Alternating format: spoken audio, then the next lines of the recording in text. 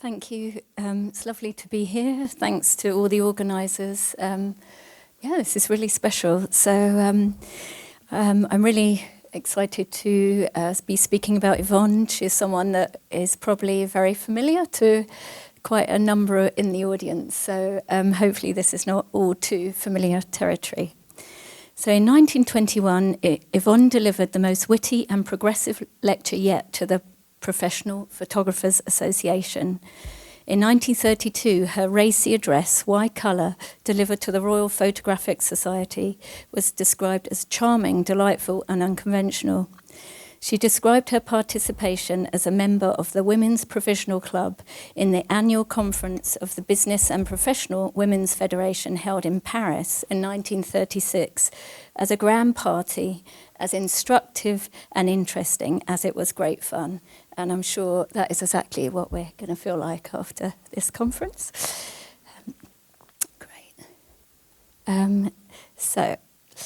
A little bit about the genesis of the exhibition at the National Portrait Gallery. In 2023, the National Portrait Gallery reopened its doors following a 3-year renovation with Yevonde Life and Colour as one of its major opening exhibitions. The exhibition arose from an acquisition of 2,000 tri-separation negatives, in effect, Yevonde's colour archive.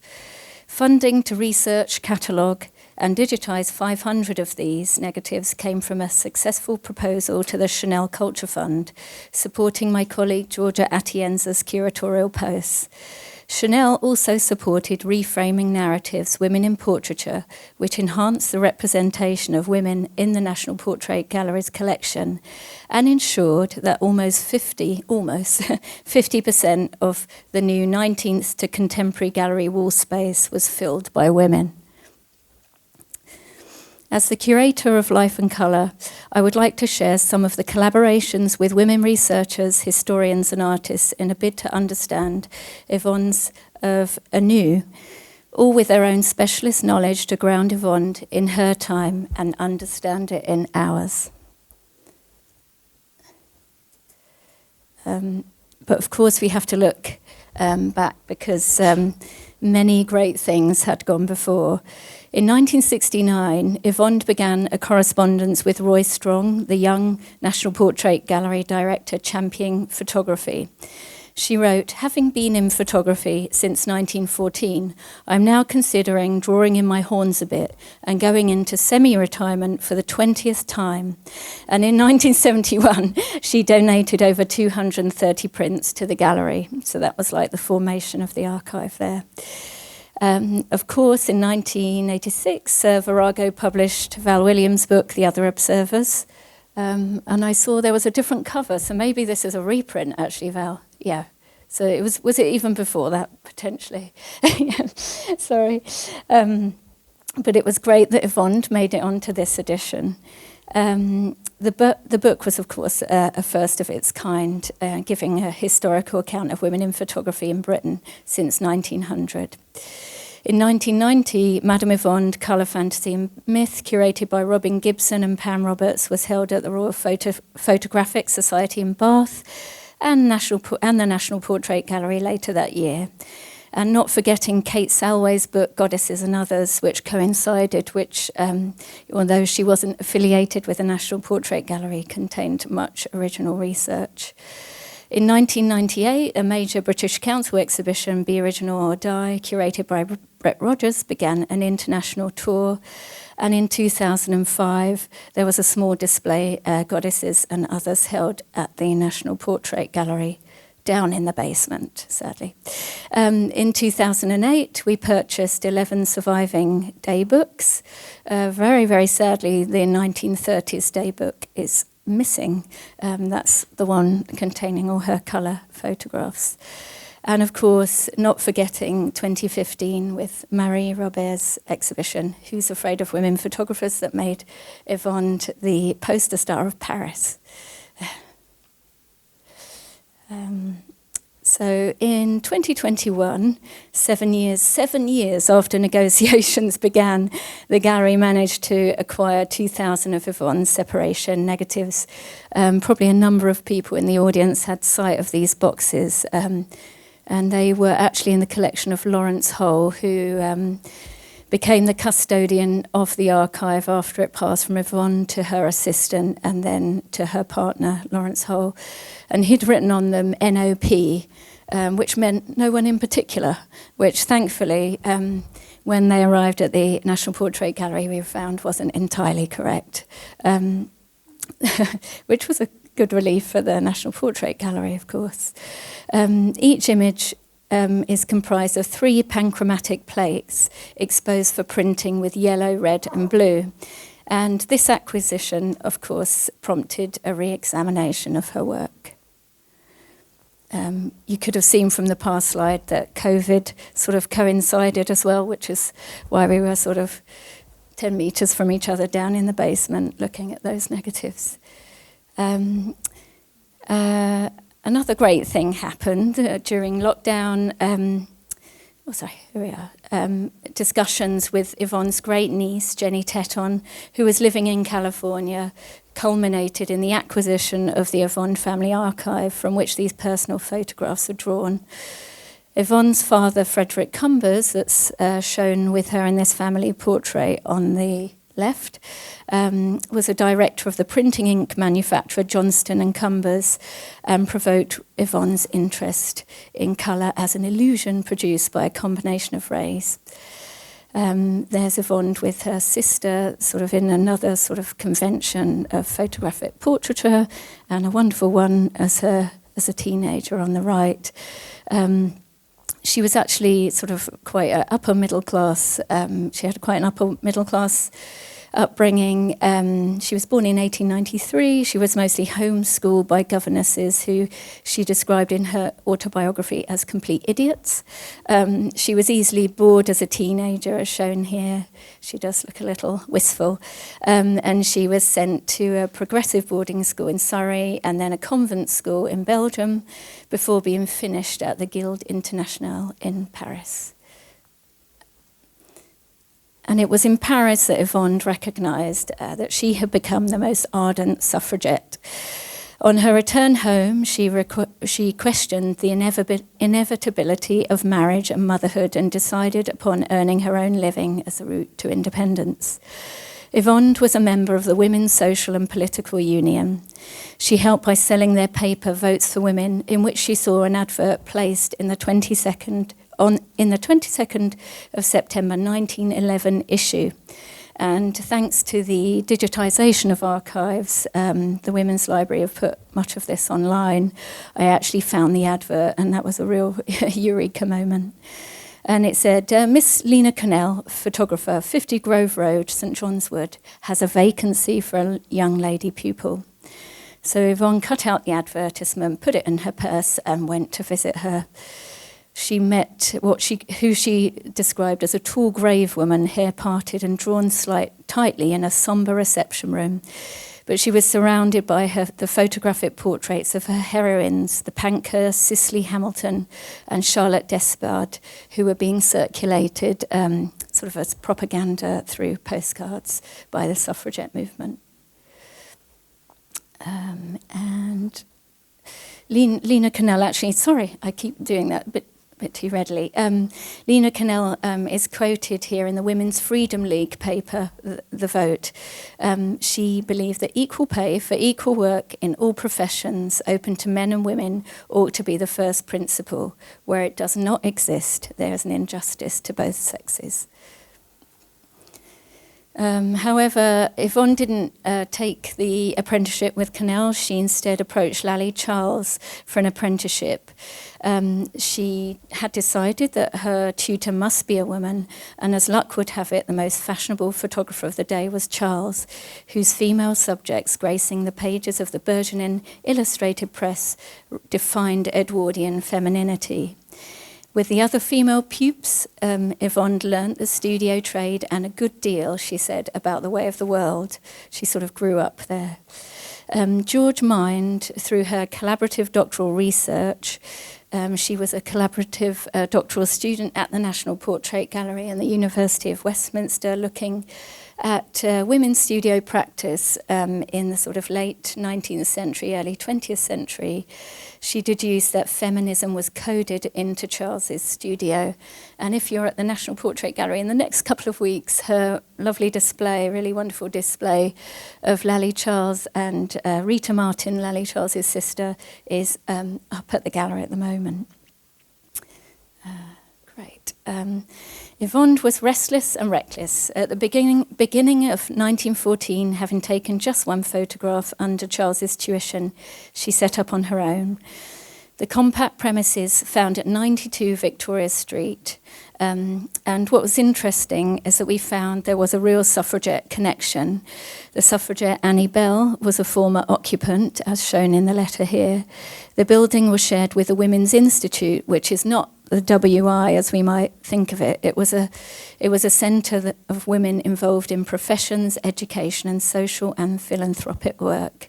And in 1921, Margaret Haig, who was Lady Rhondda, founded the 6-point group in that premises, spearheading gender equality reforms. So all these things obviously influenced Yevonde.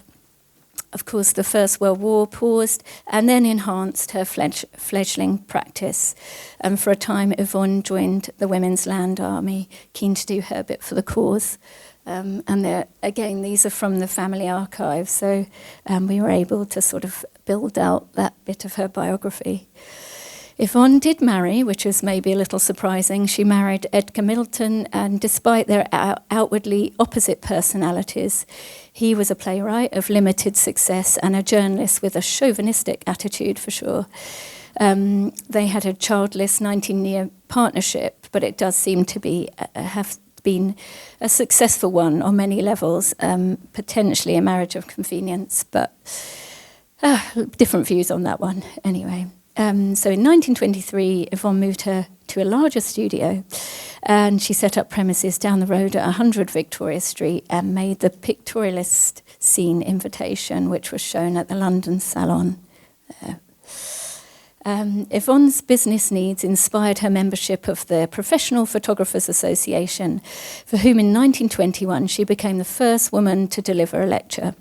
Her subject, photographic portraiture from a women's point of view, inspired the visits to women photographers across London, and she did include women beyond London as well. Yevonde captured the zeitgeist. This was the beginning of a decade where women photographers would thrive, embracing increased political freedom, modernity, and consumerism. Her contemporary, Dorothy Wilding, who had opened the studio in the same year as Yevonde, helped with these preparations.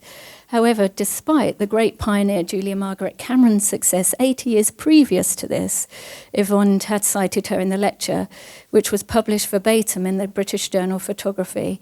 This caused an absolute uproar among her predominantly male photographic community and the press.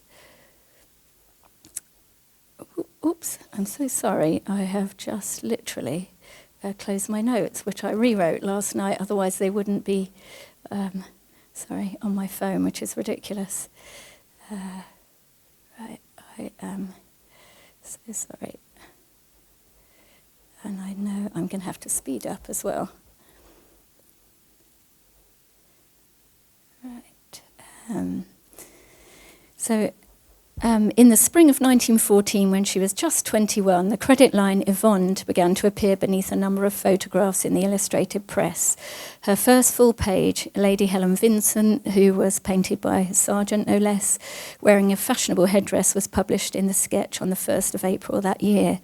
And we worked with Lucinda Gosling, who is a historian and researcher at the Mary Evans Picture Library, who wrote how Yevonde herself was formed through the visual imagery that she was receiving through these magazines. And this thriving press industry really became the vehicle by which Yvonne's business grew. And then, of course, we have colour, which is how most of us might know what we sort of enjoy about Yvonne's work predominantly. Her enthusiasm for and the innovation with Vivex, one of the first workable colour processes, revived her practice in the 1930s and potentially ensured her legacy. Her portrait lens becomes a still life in this early experiment. In order to take colour photographs, Yevonde wrote, I had to buy a repeating back to fix on my camera. This cost about £30, which in those days was rather a tremendous outlay of capital. So she needed this very sort of cumbersome apparatus. Douglas Spencer, who developed and patented the process, which was carried out in this factory just outside of London in Willesden, was revisited by Pam Roberts for the catalogue.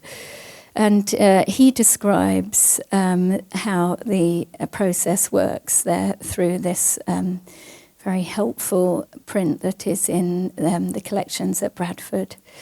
And Kirsty Dootson wrote in The Rainbow's Gravity, which was published by Yale as we launched the exhibition, how colour was itself feminised. The Vivex factory work was likened to the domestic sphere. The cosmetic industry sparked a new chromatism, and Yvonne's palette was echoed by the arrival of Technicolor soon after. The gallery commissioned this wonderful printmaker, Toruń, who basically conducted research into the autotype company who actually supplies the Vivex factory with the tissues that were used for this process. And she measured the density of the pigments in order to get as close as possible to those used in the 30s. She made colour carbon prints rather than the Carbro of Vivex, but this was as close as we could to sort of really understanding this new negative collection that we had at the National Portrait Gallery. And there's very few people in the world that are able to make those prints. And this informed the gallery's own digitisation process. Inés Alves developed an effective process for the digitisation of these complicated assets in a manner that captured the original effect of Vivex, as well as mastering complex studio equipment. Yvonde voiced that colour necessitated innovation. The arrival of colour brought her renewed optimism. We know that in women's portraiture, she said, it has a vast future. These early colour photographs were shown first at the Albany Gallery, in fact, all three of these.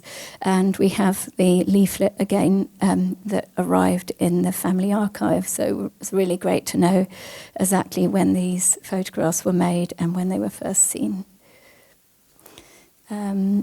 So this is an installation shot of the exhibition at the National Portrait Gallery.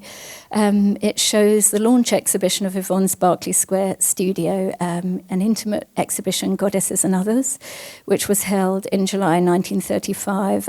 We reimagined it because we were actually loaned one print of Hecate in an original silver frame and thought it would be fun to sort of show the rest of them with this in this configuration. 2 minutes, brilliant. Okay, I'll whiz through. So, of course, this also talks about classicism. We actually were very lucky to speak to Natalie Haynes, who is a brilliant classicist and comedian, who was actually, this sort of chimed perfectly with a real publishing craze at that time to sort of revisit women in Greek mythology as well. And I will certainly whiz through a bit more. The great thing was basically it's all about rediscovery. And this photograph of, we've got Psyche on the right here, was a goddess that wasn't known previously to the archive coming to the National Portrait Gallery, and it was really found just as the book went to print. That's why you find it in the back of the book. Here's some other new discoveries.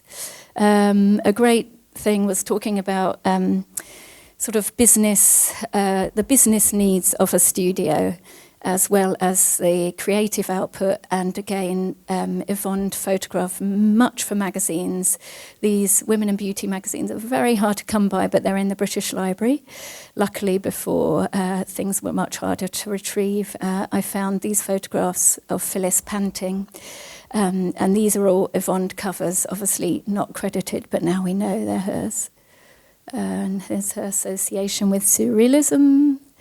And I think probably we will end it here, which is just to say that when you go, luckily, very lucky to work at a big public institution, and when you're able to shout loud about something, you find out a lot more. And all these people and all their relatives came to us at the NPG and really told us so much more about Yvonne's practice. I will leave it there, but you can find out more in the book, or there's a blog on the website about these amazing contributors to Yvonne's practice. Thank you.